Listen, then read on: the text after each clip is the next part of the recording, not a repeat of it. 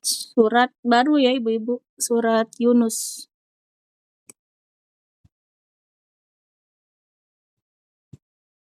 Surat ke-10.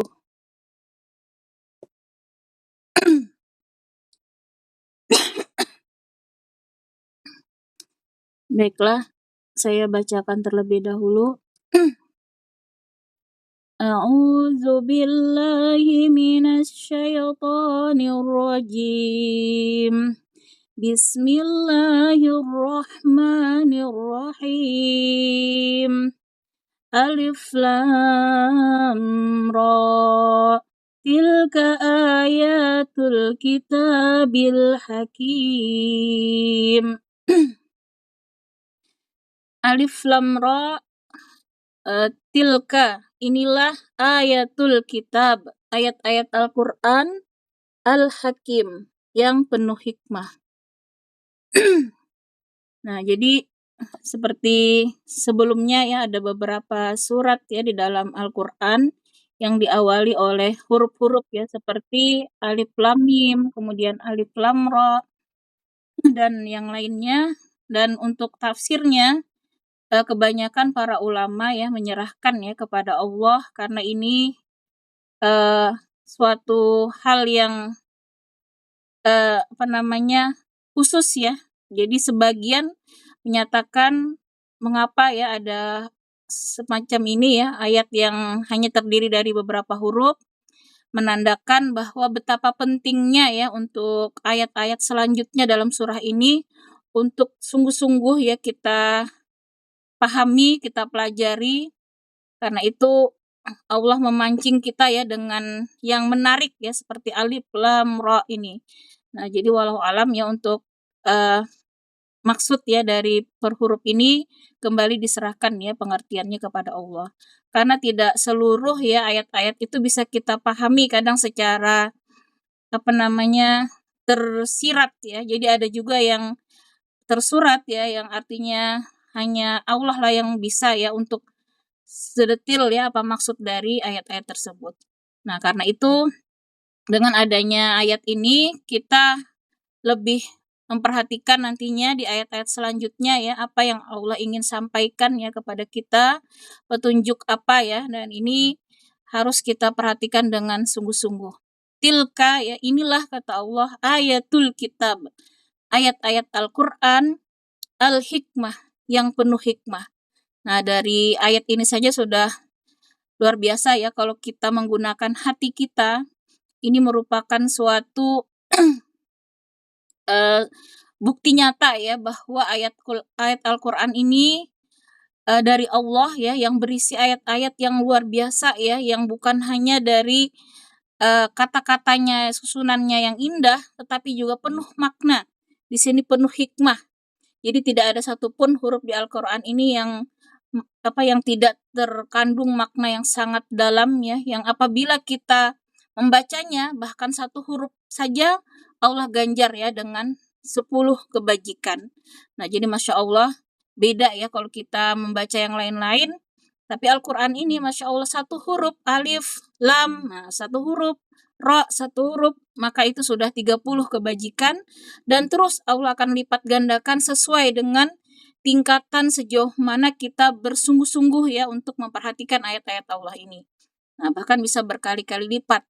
Karena dari Al-Quran ini Allah menginginkan kita menggunakan seluruh panca indera kita, hati kita ya, untuk siap menerima pesan-pesan dari Allah, kemudian tujuannya untuk dijadikan petunjuk ya dalam kehidupan kita, sehingga kita itu punya pegangan yang kokoh.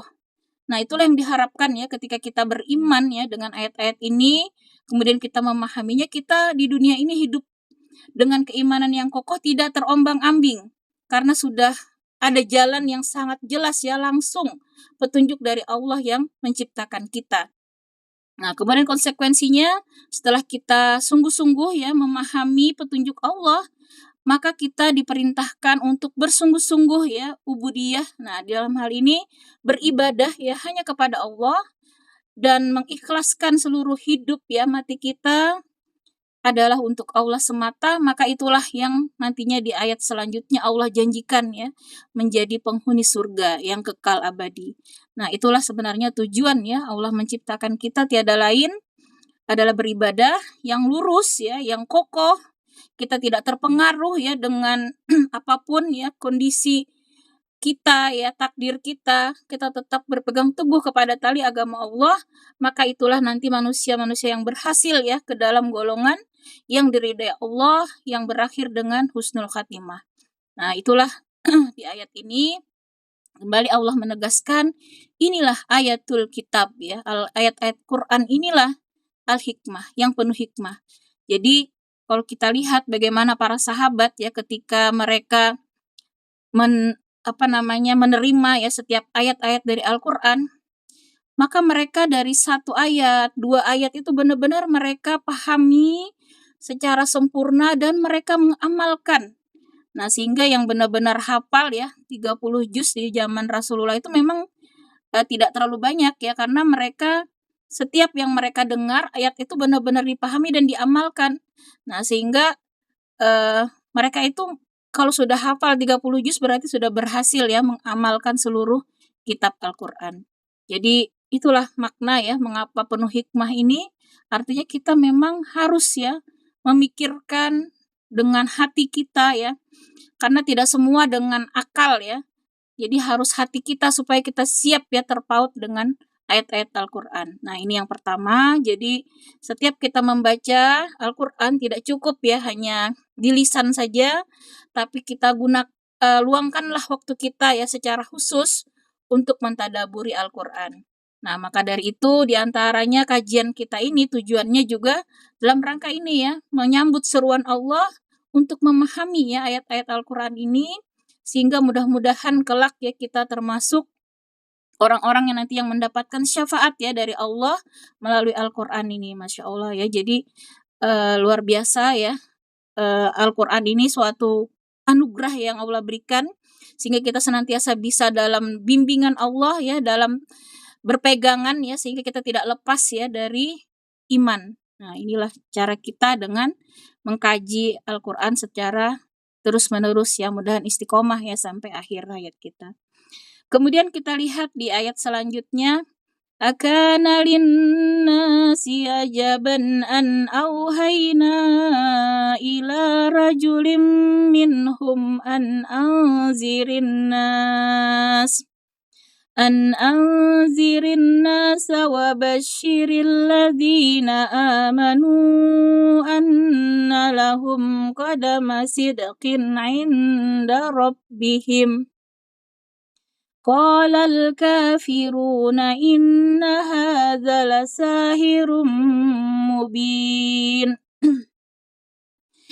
Akana linnas, pantaskah manusia menjadi ajaban, heran, an auhayna, bahwa kami memberi wahyu, ila rajulin, kepada seorang laki-laki, minhum, di antara mereka, an anzir, berilah peringatan, annas, kepada manusia, wa basyiril ladzina, dan gembirakanlah orang-orang yang amanu, beriman, anna lahum, bahwa mereka mempunyai qadama sidqin, kedudukan yang tinggi, inda rabbihim, di sisi Tuhan mereka. Qalal kafiruna, orang-orang kafir berkata, inna hadza, sungguh orang ini Muhammad, lasahirum mubin, seorang penyihir yang nyata.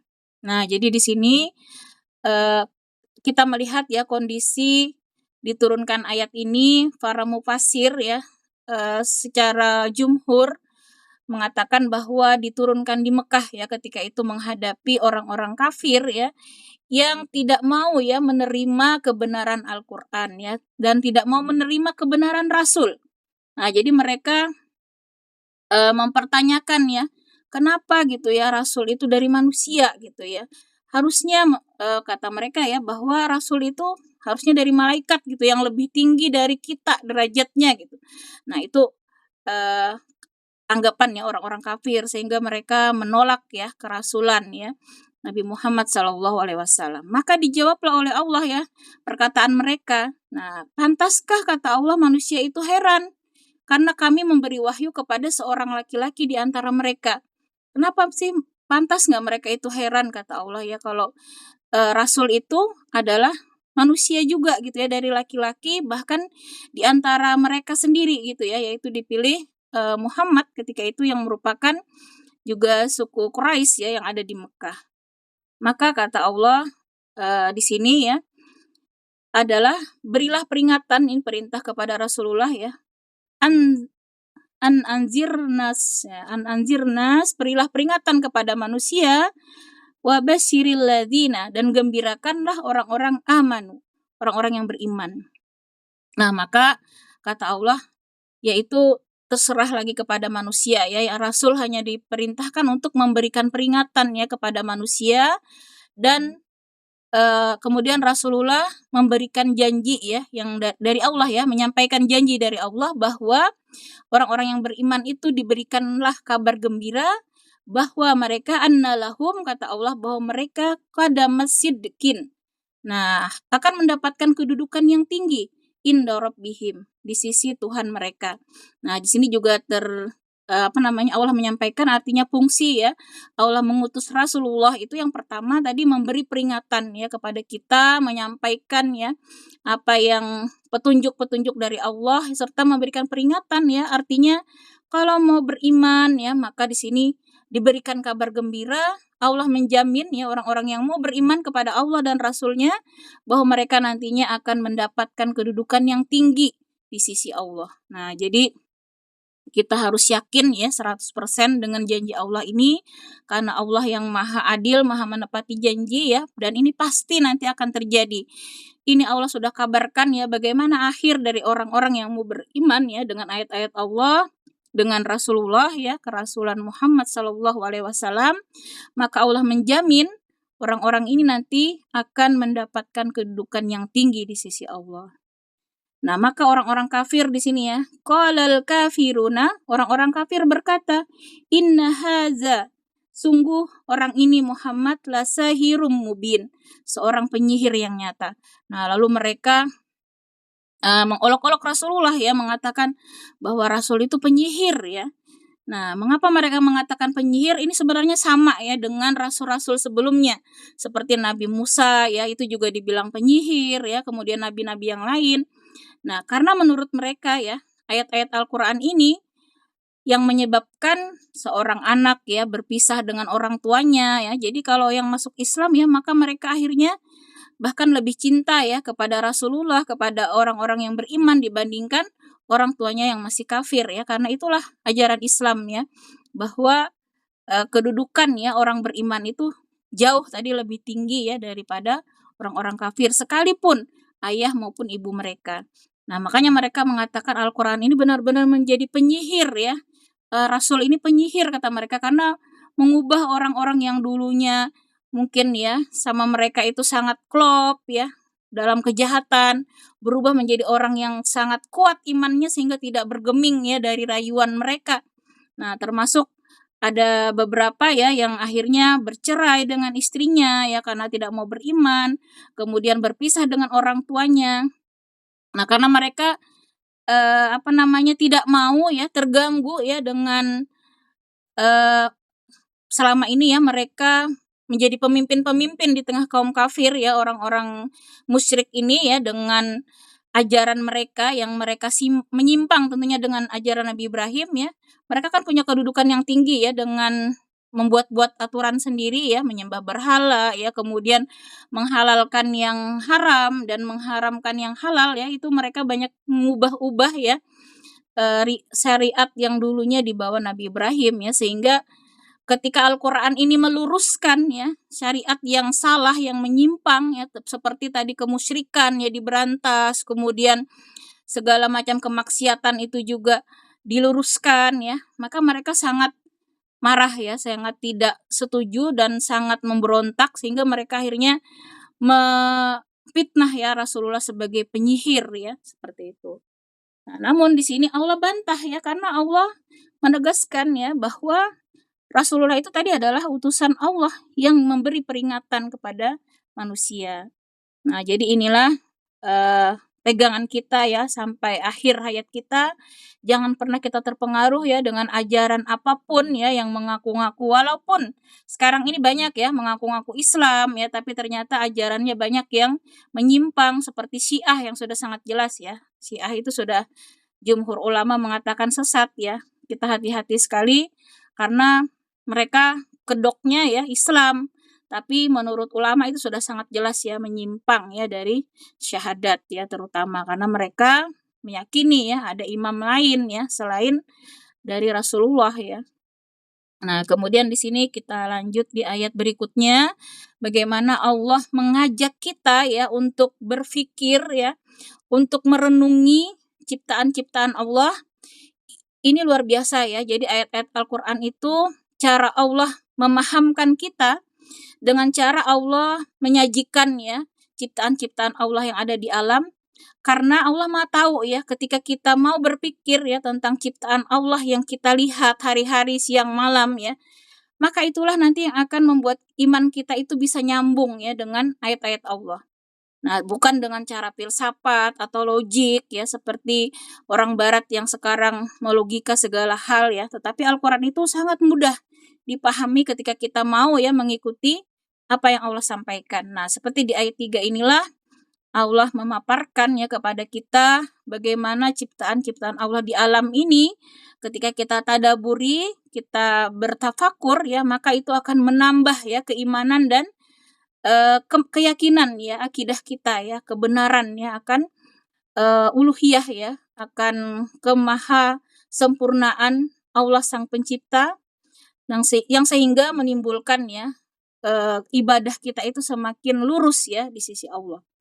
Nah, kita perhatikan di sini, inna rabbakumullahu alladzi khalaqas samawati wal arda fi sittati ayyamin summa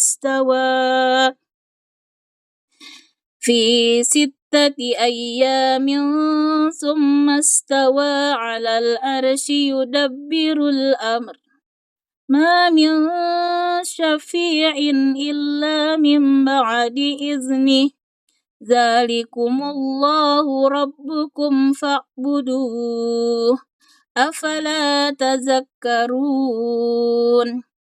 Inna rabbakumullah, sesungguhnya Tuhan kamu, dialah Allah. Nah, di sini Allah memperkenalkan dirinya ya. Jadi yang disembah orang-orang kafir ataupun manusia pada saat ini ya, yang menyembah jabatan, kadang yang menyembah harta ya, demi harta orang mau berpaling akidah. Maka di sini Allah tegaskan yang pantas ya disembah itu Tuhan itu yang menciptakan adalah Allah. Nah, Allah di sini memperkenalkan inna rabbakumullah. Sesungguhnya Tuhan kamu itu adalah Allah, dialah Allah. Nah, jadi di sinilah kita yakin ya bahwa tidak ada Tuhan selain Allah. Karena Allah sendiri di sini yang menegaskan kepada kita bahwa Rabb yaitu pencipta kita itu adalah Allah. Allazi khalaqa, yang menciptakan, yaitu Allah itu Allah perkenalkan menciptakan as-sama. Nah, langit ya, as-samawat, menciptakan langit, wal arda, dan bumi. Fi sittati ayyam, dalam 6 masa. Nah, jadi di sini Allah menegaskan bagaimana proses ya Allah menciptakan langit dan bumi itu dalam 6 masa, di mana 6 masa ini para mufasir ya ahli tafsir itu mengembalikan lagi kepada Allah. Waktunya itu berapa lama ya dalam kehidupan kita, itu wallahu alam. Yang jelas di sini Allah memperkenalkan ya dari ayat ini bahwa langit itu kan bisa kita amati ya, bahwa bumi juga kita bisa lihat ya. Itu semua ciptaan Allah ya. Kemudian summastawa, kemudian dia bersemayam alal arsy. Nah, kemudian Allah sampaikan bahwa Allah itu berada di arsy ya, suatu singgasana yang menurut Rasulullah ya disampaikan bahwa berupa tempat ya di arsy itu yang paling tinggi ya setelah langit ya ketujuh, maka disitulah arsy ya yang di bawahnya itu air ya, Masya Allah. Seperti apa itu Rasulullah yang pernah sampai ya ke arsy Allah ketika Isra Mi'raj ya, itu bertemu langsung ya di arsy. Nah, kemudian yudabbirul amr. Nah, untuk mengatur segala urusan. Jadi dari arsy itulah Allah mengatur ya segala urusan. Ma min syafi'in, dan tidak ada yang dapat memberi syafaat illa mim ba'di izni, kecuali selain setelah ada izinnya. Nah, di sini Allah membatalkan ya semua sesembahan-sesembahan manusia ya, seperti berhala atau apapun ya yang menjadi sesembahan ya manusia, maka itu kata Allah tidak akan dapat menolong. Ya, seperti berhala-berhala itu diyakini oleh orang kafir dapat mendekatkan mereka kepada Allah, maka Allah bantah ya. Tidak perlu ya, kalau mau berdoa itu tidak perlu pakai perantara, tapi langsung ya kepada Allah, karena Allah lah yang memberi syafaat kata Allah. Nah, jadi yang bisa menolong itu kata Allah kecuali setelah ada izin dari Allah. Nah, seperti Rasulullah juga itu bisa memberikan syafaat karena memang Allah izinkan ya. Jadi mutlak di sini para rasul pun tidak bisa berbuat apa-apa ya kecuali kalau Allah yang menghendaki. Nah, karena itu ketika Rasulullah dan juga para rasul sebelumnya ya berdakwah kemudian ditolak, bahkan orang-orang kafir itu mengancam ya. Coba datangkan azab gitu ya kalau memang benar kamu seorang rasul. Maka di sini juga Allah menegaskan yang berhak mendatangkan azab maupun apapun itu ya, itu mutlak keperluan yang bisa hanya Allah. Sementara Rasul pun tidak bisa ya, karena kalau Allah tidak menghendaki maka tidak akan turun azab itu. Dan kapan turunnya azab itu benar-benar rahasia dari Allah. Sehingga Rasul pun tidak tahu ya kapan ya azab itu akan Allah turunkan. Karena Rasul hanya memperingatkan saja. Ketika tidak mau beriman, pasti kata Allah akan mendapatkan azab. Nah, perkara azab itu kapan? Itu kembali lagi rahasia Allah. Nah, karena itu sekarang ini ya kalau kita melihat ya fenomena bencana alam maupun berupa segala macam ya ujian dari Allah, itu memang sudah sesuai takaran Allah. Jadi kita yang pertama ketika melihat musibah, innalillahi wa inna ilaihi rajiun. Jadi kita kembalikan kepada Allah ya. Berarti itu memang sudah takdir Allah. Sehingga selanjutnya kita tidak perlu ya berburuk sangka dan lain-lain. Yang kita perlu lakukan ketika musibah ya, kita banyak-banyak beristighfar di situ ya, banyak-banyak bertobat kepada Allah. Karena di balik musibah ujian itu ada suatu pesan penting ya dari Allah untuk mengembalikan ya ketika manusia itu sudah jauh tersesat. Nah, jadi kata Allah, segala musibah, bencana itu bukan karena kezaliman Allah, tapi karena dosa-dosa dan kemaksiatan yang dilakukan oleh manusia sendiri. Nah, mengapa datangnya azab itu? Ya Allah ingin menegur kita, meluruskan kita supaya kembali kita sadar, kembali ke jalan Allah. Nah, itulah yang Allah inginkan ya.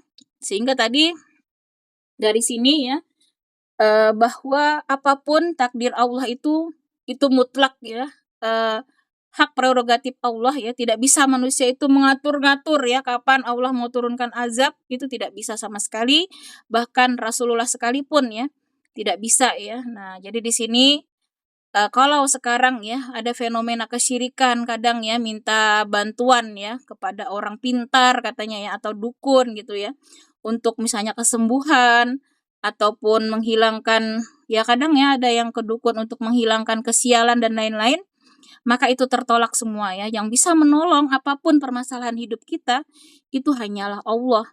Nah, kalaupun kebetulan ya setelah dia datang ke dukun misalnya sembuh penyakitnya, ya itu karena memang izin Allah ya. Izin Allah itu bukan berarti Allah ridho. Izin itu ya artinya bisa terjadi tapi keridhaan Allah itu belum tentu ya. Karena ridha Allah itu hanya pada orang-orang yang menempuh jalan yang lurus ya. Jadi mau dia ke dukun tidak ke dukun pun karena memang sudah takdirnya dia sembuh, itu sembuh ya. Nah, jadi jangan sampai kita meyakini ya ketika orang cerita misalnya ini loh ke dukun ini bisa sembuh. Nah, itu yang hati-hati karena itu termasuk syirik nanti kalau kita sampai percaya ya bahwa kesembuhan itu berkat dukun tersebut ya. Nah, datang ke dukun saja itu sudah syirik. Allah tidak akan menerima ya amal ibadahnya selama 40 hari 40 malam ya. Kalau dia sudah baru datang saja ya ke dukun, apalagi kalau sudah dia mempercayai ya, itu maka syirik. Nah, inilah yang menjadi perhatian kita untuk bersungguh-sungguh jangan sampai ya ada di dalam hati kita itu kesyirikan-kesyirikan ya walaupun kecil ya mungkin kita anggap sepele ya, seperti misalnya percaya ramalan-ramalan bintang ya, apa itu zodiak-zodiak, itu juga hati-hati ya. Nah, jangan kita lihat-lihat lah hal-hal seperti itu karena itu sudah sangat jelas ya, mengandung unsur kesyirikan. Nah, kemudian zalikumullah, itulah Allah rabbukum, Tuhanmu. Fa'budu, maka sembahlah Dia. Afala tazakkarun, apakah kamu tidak mengambil pelajaran? Nah, kemudian setelah Allah menjelaskan ya bahwa Dialah yang menciptakan kita, maka selanjutnya di sini kita disuruh beribadah, menyembah Allah, fa'budu, hanya kepada Allah. Jadi kita melakukan apapun ya dalam hembusan napas kita, zikir kita, ibadah kita, sedekah kita ya, sholat kita, puasa kita, jangan pernah ada niatan lain selain dalam rangka meraih ridha Allah. Maka ketika ada niatan lain, itu akan sia-sia. Allah tidak mau diduakan ya, sebagaimana yang dilakukan orang kafir ya. Mereka itu dulunya memberikan sesajen ya kepada berhala-berhala mereka, dan juga mereka memberikan katanya ini kepada Allah. Maka kata Allah semua itu tertolak. Baik yang mereka berikan kepada Allah itu juga Allah tidak mau menerima. Jadi Allah tidak mau diduakan dalam hal beribadah ya. Jadi jangan pernah ada di dalam diri kita, kita semangat beribadah misalnya karena ingin dipuji orang. Berarti kan ada niat lain ya. Nah, kalau sendiri tidak semangat, kalau dilihat orang semangat sedekahnya, misalnya kalau diumumkan dan seterusnya. Nah, maka itu sudah termasuk ya menduakan ya ubudiyah ini ya, beribadah ini Allah tidak akan terima. Nah, jadi Allah inginkan ibadah yang benar-benar diterima itu yang memang 100% ikhlas ya, hanya ridha Allah yang diharapkan.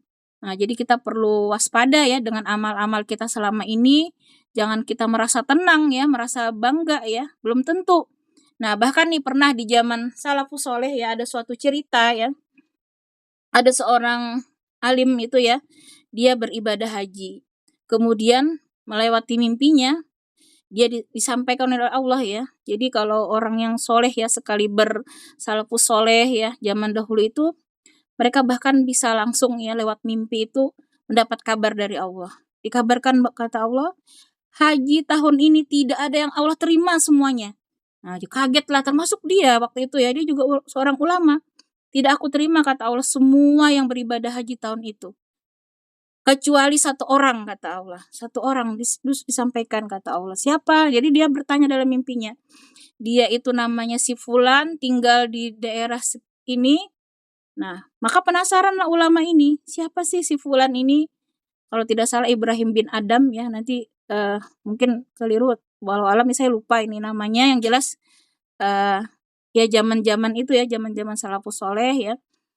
Nah, jadi sehingga ulama ini penasaran ya, kok cuma satu orang.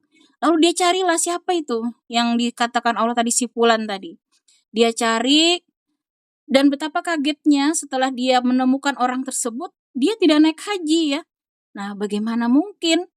Kata Allah tidak ada yang diterima kecuali satu orang ini yang naik haji nih. Sementara dia tidak berangkat ternyata, tidak berangkat haji. Nah, maka dia bertanyalah apa yang terjadi ya dengan si fulan ini. Tidak berangkat haji, tapi justru dialah yang kata Allah satu-satunya manusia yang diterima Allah ibadah hajinya pada tahun itu. Nah, akhirnya setelah dia tanya-tanya ya, ternyata seseorang yang soleh ini, dia itu memang berniat berangkat haji. Tapi pada suatu malam, dia agak lapar gitu ya. Nah, karena di rumah tidak masak, walaupun banyak makanan tapi tidak ada yang siap dimakan, dia carilah tetangganya, mengetuk rumah tetangganya. Nah, ketika dia menemui tetangganya ini, seorang ibu dan beberapa anaknya ya, ternyata mereka sedang memasak makanan dan siap memakan ya, maka dia mau minta ya. Boleh minta Bu, makanannya saya sangat lapar gitu ya, di rumah kebetulan tidak sedang masak gitu. Maka kata ibu itu, makanan ini halal bagi kami, tapi tidak halal bagi Anda, haram bagi Anda. Lo bingung dia, kenapa bisa begitu, makanan halal bagi ibu dan anaknya, sedangkan bagi dia haram? Kata ibu itu, makanan ini adalah bangkai. Ya, kami memakannya karena benar-benar kami kelaparan. Karena kalau orang yang benar kelaparan, ya tidak ada apapun, bahkan mereka dihalalkan ya memakan apapun yang ada. Nah, jadi mereka itu memakan bangkai hewan yang tentunya haram ya dimakan bagi orang yang mampu. Nah, karena ibu itu sampaikan, orang ini menangis ya, orang soleh ini betapa dia menyesal ya, ternyata ada tetangganya yang kelaparan ya, sampai segitunya makan bangkai ya. Maka dia pulang, kemudian seluruh uang perbekalan ya yang dia gunakan untuk berhaji, dia berikan kepada ibu dan keluarganya itu ya. Sehingga dia tidak jadi berangkat pada tahun itu. Nah, maka ternyata niatnya sudah mau berhaji ya, Allah ganjar dengan pahala haji yang sempurna. Bahkan satu-satunya manusia saat itu yang Allah terima hajinya. Masya Allah, jadi karena kebaikan orang ini ya, dia bahkan membatalkan ya ibadah hajinya, tapi ternyata dialah satu-satunya manusia yang Allah terima ibadah hajinya tahun tersebut.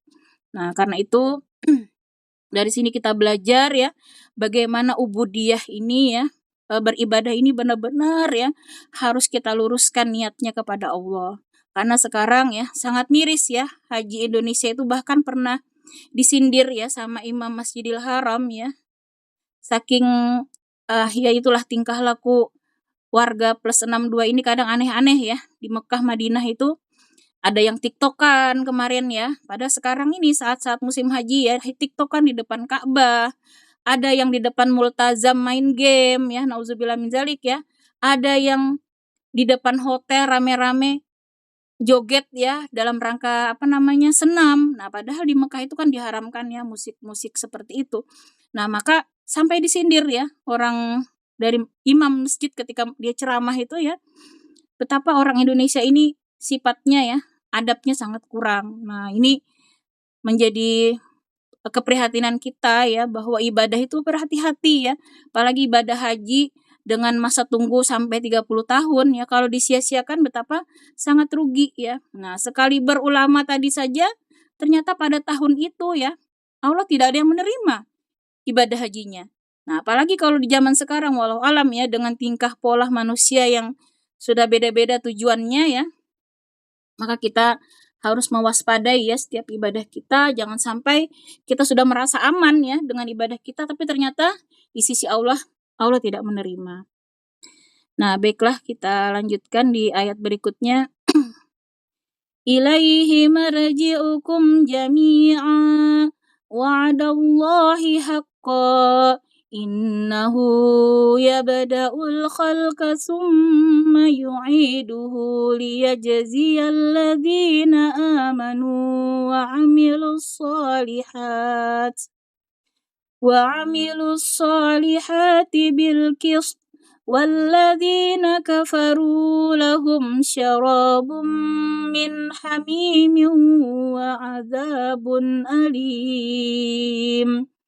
وعذاب أليم بما كانوا يكفرون. Ilaihi marji'ukum, hanya kepadanya kamu akan kembali, jami'an, semuanya. Nah, di sini Allah tegaskan bahwa kita semua manusia di bumi ini, mau beriman, mau tidak beriman, mau kafir, mau soleh, mau ahli maksiat, semuanya tidak ada yang terkecuali akan kembali kepada Allah, hanya kepada Allah. Wa'dallahi, itu merupakan janji Allah, hakkan, yang benar dan pasti. Nah, jadi kalau sampai ya tidak yakin dengan hari berbangkit, hari pertanggungjawaban, disinilah ya Allah menegaskan ya bahwa perjumpaan dengan Allah, pertanggungjawaban amal soleh, semua perbuatan kita di dunia itu pasti dan benar akan terjadi. Innahu, kata Allah, sungguh dialah ya badaul haq, yang memulai penciptaan makhluk. Summa yu'iduhu, kemudian mengulanginya, menghidupkannya kembali. Nah, jadi di sini Allah tegaskan bagaimana proses kita ada di dunia ini, ya memang diciptakan Allah, tapi kemudian dimatikan ya, dan kemudian akan Allah kembali hidupkan lagi. Nah, itu sangat mudah bagi Allah. Karena orang-orang kafir itu mengolok-olok ya, nggak mungkin gitu ya ada hari berbangkit. Bagaimana mungkin, kata mereka. Orang manusia yang terkubur menjadi tulang, hancur di dalam tanah gitu, bisa jadi manusia lagi, mereka mendustakan hari berbangkit. Maka di sinilah Allah jawab, bahwa Allah yang menciptakan, maka sangat mudah bagi Allah untuk menghidupkan kembali, kata Allah di sini. Summa yu'iduhu. Nah, kemudian Allah mengulanginya, menghidupkannya kembali.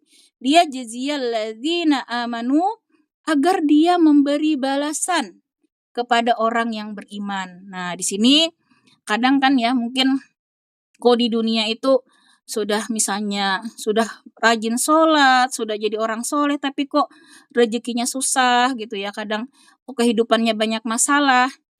Maka di sini Allah tegaskan dunia itu memang bukan tempat yang sebenarnya ya bagi orang beriman. Artinya bukan keadilan yang sebenarnya. Nah, Allah akan membalas semua jerih payah orang beriman itu nanti. Nah, di dunia itu hanya ujian ya, hanya ibaratnya itu kata Rasulullah seperti merantau saja, hanya seperti menyeberang jalan bahkan kata Rasulullah ibaratkan ya. Jadi dunia itu bukan tempatnya keadilan. Ya, jadi wajarlah di dunia itu kadang kenapa ini kok susah terus, padahal di balik itu Allah ingin kita itu benar-benar bersih dari dosa. Jadi sebenarnya kalau orang-orang salafus saleh itu paham ya, karena mereka paham, justru mereka itu sedih kalau tidak mendapatkan ujian ya di dunia. Mereka takut dosa-dosanya itu tidak terampuni ya, tapi kalau orang yang sering diberi ujian, disitulah cara Allah membersihkan dia dari dosa-dosa yang lalai ditaubati. Nah, jadi sebenarnya kalau orang-orang yang paham ya di zaman orang salafus saleh itu justru berbahagia mereka ketika mendapatkan ujian. Nah, bahkan pernah ya seorang salafus saleh itu meninggal semua anaknya, keluarganya. Dia bilang alhamdulillah. Nah, sampai kaget ya orang-orang yang lain. Bukan sedih ya. Dia bilang berarti itu kehendak Allah. Nah, dia semua takdir itu alhamdulillahi ala kulli hal. Karena dia yakin semua takdir Allah itu bagus. Karena ketika diuji, dia sabar itu justru menghilangkan semua dosanya ya, membuat dia itu bersih ya dari segala dosa-dosa. Nah, maka di sini Allah tegaskan ya, hari berbangkit itulah nanti balasan ya bagi orang-orang yang beriman secara adil. Bahkan kata Allah tidak ada sebiji zarah pun yang tidak Allah balas, baik itu berupa kemaksiatan maupun amal soleh.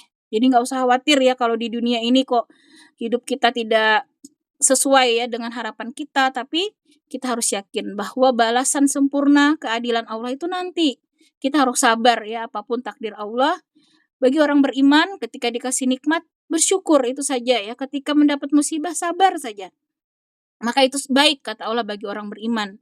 Nah, tapi kalau kita tidak mau sabar ya, tidak syukur ya, selalu melihat ke atas ya. Nah, ini bahayanya ya. Maka Rasulullah pernah ingatkan, kalau urusan dunia kita jangan melihat ke atas ya. Karena itu membuat kita kufur nikmat.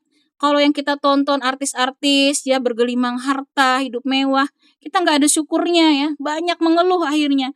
Aduh, kita ini sebegini begitu ya. Tapi kalau urusan dunia kata Rasulullah, lihatlah ke bawah. Nah, makanya bahaya juga sekarang ya, konten-konten yang melihatkan rumah mewah, kadang ya kehidupan selebriti, kehidupan orang, itu membuat manusia tidak bersyukur akhirnya kalau dia tidak bisa mensikapi dengan benar ya. Jadi hati-hati juga kalau mata kita ya, telinga kita, kalau sekiranya membuat kita kufur nikmat nggak usah ditonton ya. Apalagi subscribe ya yang seperti itu membuat hati kita mati akhirnya ya, jauh dari kesyukuran. Nah, maka kata Rasulullah, kalau urusan dunia kita lihatlah ke bawah. Kita hari ini punya rumah misalnya masih sederhana, masih banyak orang yang nggak punya rumah. Yang nggak punya rumah masih banyak orang yang bahkan tidur di kolong-kolong jembatan ya.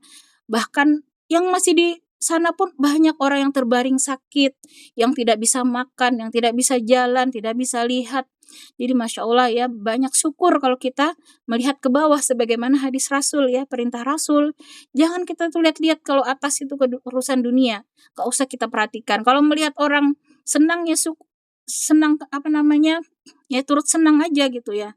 Nah, karena ujian itu belum tentu ya, bisa jadi harta itu keburukan bagi dia kalau dia tidak bersyukur. Jadi justru hati-hati juga ya orang yang diuji dengan harta, tapi dia malah kufur nikmat itu mencelakakan bahkan ya.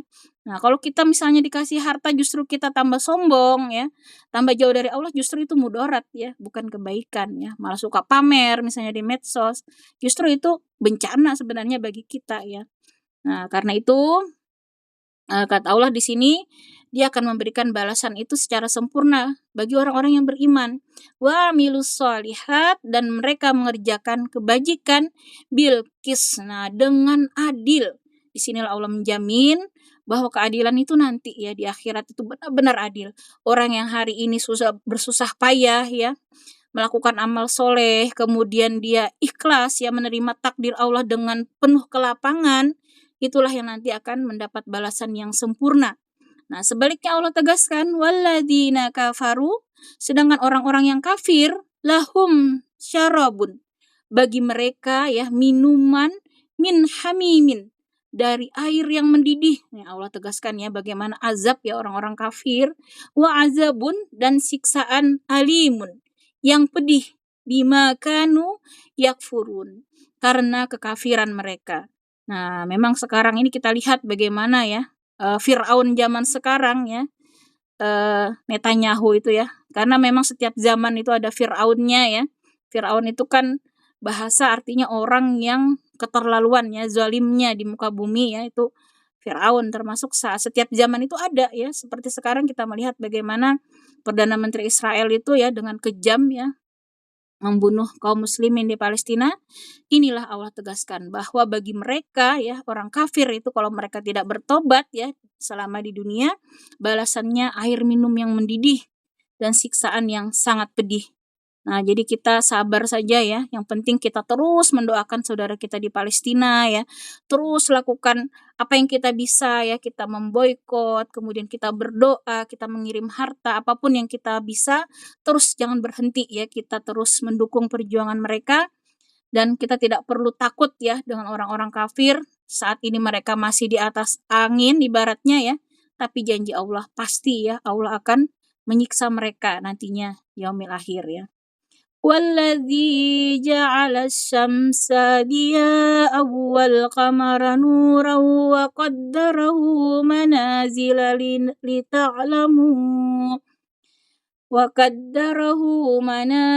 لتعلموا عدد السنين والحساب ما خلق الله ذلك إلا بالحق يفصل الآيات لقوم يعلمون. Huwallazi ja'ala, dialah yang menjadikan asyamsa, matahari, diaan, nah bersinar, wal qamara nuran, dan bulan bercahaya. Ini Masya Allah ibu-ibu ya. Allah di sini kalau kita melihat ya dari ilmu yang ditemukan baru-baru ini kan ya, bahwa matahari itu termasuk bintang ya, yang artinya bisa memancarkan cahaya sendiri. Di sini Al-Quran ribuan tahun yang lalu ya, Allah sudah mengabarkan hal itu. Jadi kalau manusia hari ini baru paham ya bahwa matahari itu disebut bintang, bulan itu bukan ya karena dia tidak memancarkan cahaya sendiri, maka disinilah bukti kebenaran Al-Quran. Siapa yang tahu zaman dahulu ya, yang tahu kebenaran matahari itu bersinar sendiri, bulan itu hanya bercahaya, maka inilah juga yang akan kalau kita renungkan ya, inilah bukti nyata ya bahwa Al-Quran itu benar-benar dari Allah yang Maha Tahu. Tidak mungkin ya zaman dahulu 1400 tahun yang lalu ya, manusia tahu tentang hakikat ya, benda-benda langit. Karena kan ditemukannya alat-alat teleskop dan lain-lain, bahkan orang bisa ke luar angkasa itu kan baru-baru saja ya. Nah, maka disinilah juga bukti ya, kebenaran Al-Quran itu benar-benar dari pencipta yang maha alim, al-alim.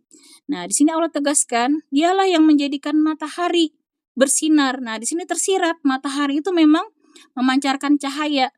Nah, orang-orang sekarang baru paham di dalam matahari itu memang ada suatu gas, zat yang bisa membakar dirinya sendiri yang menimbulkan sinar cahaya ya yang bersinar secara sendiri ya. Beda dengan bulan di sini wal qamara nuran, dan bulan bercahaya. Nah, maka ilmuwan saat ini kan menyelidiki bahwa bulan itu bukan bercahaya dari dirinya sendiri tapi merupakan memantulkan ya dari cahaya matahari. Nah, di sini Allah sudah tegaskan dalam ayat ini ya. Mengapa Allah selalu paparkan tadi ya tentang ciptaan Allah di alam ini supaya kita itu bertambah ya keimanan. Karena kita bisa berpikir nih kalau bukti-bukti ciptaan Allah itu bisa dilihat ya, bisa kita indra kan, bahkan kita bisa melihat matahari ya, melihat bulan. Nah, kemudian wa qaddarahu, dan dialah yang menetapkan manazila, tempat orbitnya. Masya Allah nih ya, kalau kita bayangkan ya, kalau bulan, matahari itu tidak ada orbitnya, bisa bertabrakan ya. Nggak bisa bertahan sampai sekarang ya, pasti kiamat sudah dari dulu ya. Tapi dengan mereka patuh ya kepada sunatullah, ada tempatnya masing-masing ya, orbitnya masing-masing. Lita'lamu, agar kamu mengetahui, kata Allah, ada sinin, bilangan tahun, wal hisab, dan perhitungan waktu.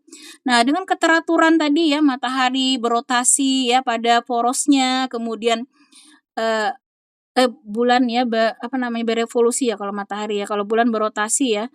Jadi masing-masing ya mengitari, yang dimana pusat orbit itu matahari ya. Itu kata Allah supaya kita bisa menghitung. Nah, kita kan bisa menghitung 1 tahun, kurang lebih 365 hari ya, kemudian 1 bulan kurang lebih 30 hari, itu karena masing-masing bulan, matahari ini beredar ya pada orbitnya secara teratur. Nah, dari sini aja kita harusnya sudah bisa melihat ya kebesaran Allah yang harusnya menguatkan iman kita. Sehingga kita tidak terpengaruh ya dengan ajaran apapun di luar sana ya, yang tidak percaya dengan Tuhan itu jelas-jelas batil. Karena siapa yang bisa mengatur alam ini secara sempurna, tidak mungkin ya, kalau bukan yang maha kuasa. Nah, di sini Allah tegaskan dialah yang maha kuasa, yang maha menciptakan. Ma khalaqallah. Allah tidak menciptakan zalika, demikian itu, illa bil haq, melainkan dengan benar. Nah, Masya Allah, ilmu Allah inilah ya yang kebenaran ya. Kalau bukan Allah itu tidak akan mungkin bisa membuat alam ini begitu teratur, begitu sempurna. Kecuali hanya Allah yang menciptakannya. Itu adalah kebenaran yang hak, kata Allah ya. Benar-benar dari Allah yang maha mencipta. Yufassilu, dia menjelaskan al-ayati, nah tanda-tanda kebesarannya ya, liqaumin, kepada orang-orang ya'lamun. Nah, kepada orang-orang yang mengetahui. Nah, jadi kita bersyukur ya kalau kita masih diberikan Allah keimanan. Jangan sampai iman ini kita biarkan layu, bahkan mati. Nah, tugas kita menjaga iman, menumbuh suburkan iman kita ya. Di antaranya terus ya menuntut ilmu, mentadaburi Al-Qur'an, juga ayat-ayat kauniyah yang ada di alam ini ya. Bagaimana ciptaan Allah ini terus kita tafakuri ya, dalam rangka meningkatkan iman kita. Jadi sewaktu-waktu ya, bagus tuh ya kita pandang ke langit ya, lihat bintang, lihat bulan, kemudian di situ kita banyak-banyak mengucapkan alhamdulillah, berzikir ya. Nah, terutama ini ya, mengingatkan diri saya sendiri bahwa saat ini kan adalah 10 hari pertama ya di bulan Zulhijjah ini, sangat utama sekali ya. Amal ibadah itu luar biasa dilipat gandakan, maka jangan pernah kita lepas minimal dari zikir ya setiap hembusan napas kita. Subhanallah walhamdulillah wala ilaha illallah wallahu akbar. Perbanyaklah membaca tasbih ya. Kemudian juga ibadah-ibadah yang lainnya. Inna fi ikhtilafil laili, sesungguhnya pada pergantian malam, wan nahari, dan siang, wa ma khalaqallah, dan pada apa yang diciptakan Allah, fis samawat, di langit, wal ardi, dan di bumi. La ayatin, pasti terdapat tanda-tanda kebesarannya, liqaumin, bagi orang yattaqun, yang bertakwa. Nah, jadi kalau sampai ya lihat siang malam ini begitu saja lewat, hati-hati ya, kita tidak akan digolongan Allah dalam rangka orang-orang yang bertakwa. Jadi kalau orang yang bertakwa itu melihat apapun ya ciptaan Allah itu berpikir ya, termasuk siang malam ini, kita pikirkan itu juga tanda kebesaran Allah. Mengapa Allah selalu mengingatkan kita ya tentang siang malam? Karena itulah yang kita hadapi setiap hari ya, siang malam itu pasti dialami semua manusia setiap hari. Nah, itu disuruh Allah kita berpikir ya. Itu juga salah satu tanda-tanda kebesaran Allah, kata Allah ya, terdapat tanda-tanda kebesarannya bagi orang yang bertakwa.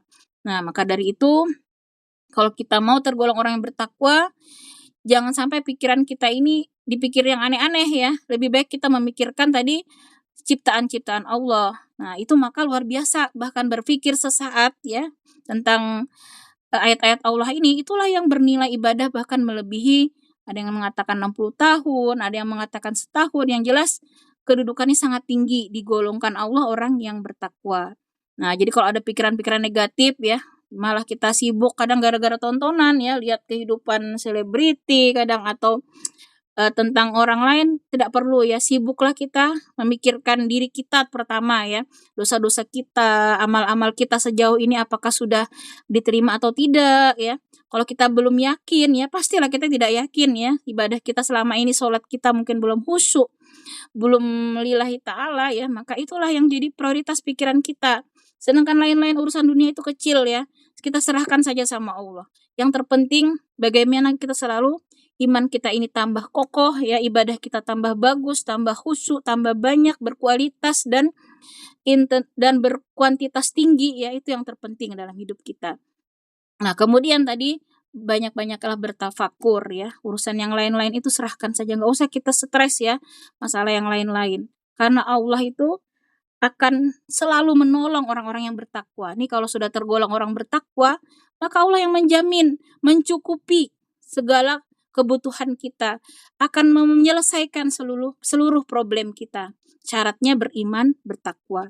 Nah, itulah yang terpenting ya dalam kehidupan kita, bagaimana terus meningkatkan iman kita dan ketakwaan kita, yaitu dengan terus ya menambah ilmu dan amal soleh, meluruskan niat kita dan terus memberikan yang terbaik ya, ibadah ubudiyah kita hanya kepada Allah. Wallahu a'lam bishawab. Demikian ummahat fillah tadabbur kita pada hari ini. Segala benarnya itu berasal dari Allah dan segala hilaf saya memohon ampun kepada Allah dan meminta